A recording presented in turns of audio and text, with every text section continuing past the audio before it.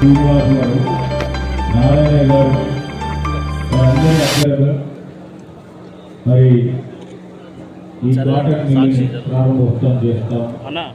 Collector గారు, మేము మా స్థానికంగా ఉన్న మా మిత్రులందరూ కూడా ఈరోజు మా ప్రభుత్వ లక్ష్యం ప్రధానంగా ఒక ప్రక్కన ఇప్పుడు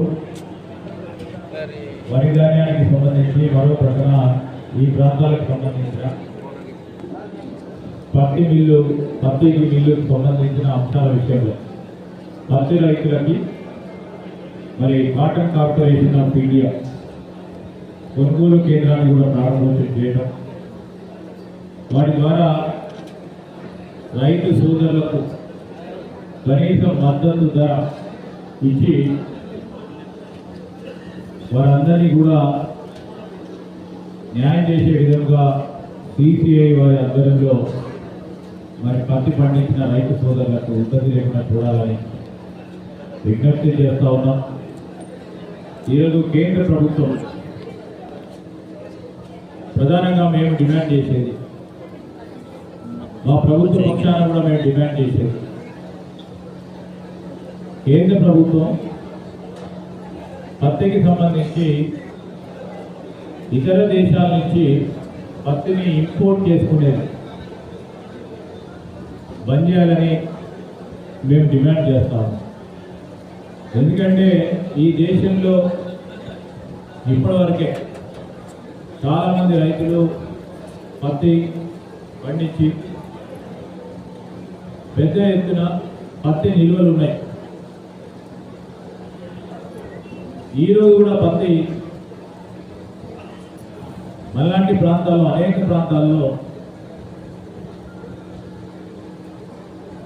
పత్తి రైతు సోదరులు పెద్ద ఎత్తున ఈరోజు పత్తి పంటను సాగు చేసుకొని ఉత్పత్తి చేస్తా ఉన్నాం.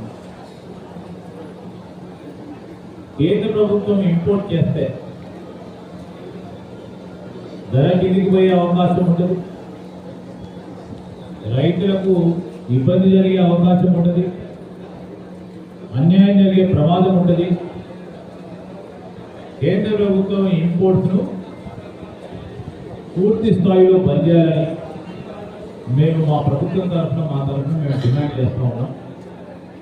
అదేవిధంగా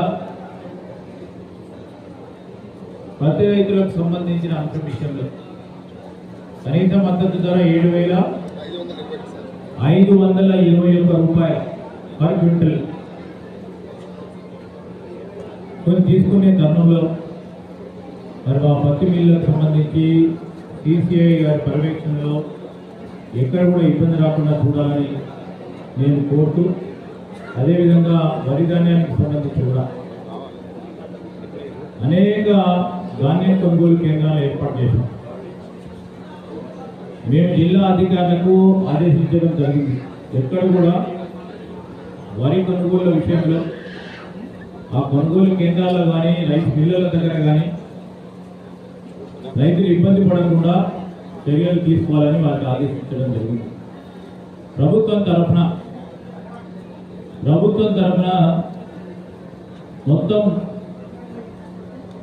ఉమ్మడి జిల్లాలకు సంబంధించి ప్రత్యేక అధికారులను, సీనియర్ ఐఏఎస్ అధికారులను నియమించి ఎక్కడ కూడా సమన్వయం లోపం లేకుండా రైతుకు మేలు జరిగే సందర్భాలను దృష్టిలో పెట్టుకొని వారు ఆ జిల్లా కేంద్రాల్లో ఉండి జిల్లాకు సంబంధించిన కలెక్టర్లని, అడిషనల్ కలెక్టర్లని, పౌర సరఫరాల శాఖకు సంబంధించిన సిబ్బందిని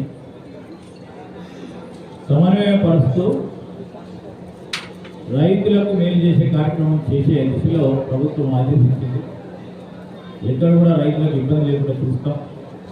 ఇప్పటివరకే జిల్లాలో ఉన్న రైస్ మిల్లు కానీ ఇతర జిల్లాలకు సంబంధించిన రైస్ మిల్లులను ఎంపిక చేస్తాం.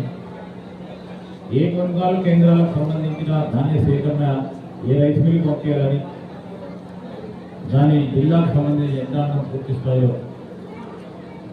మరి అనుసంధానం చేయడం జరిగింది.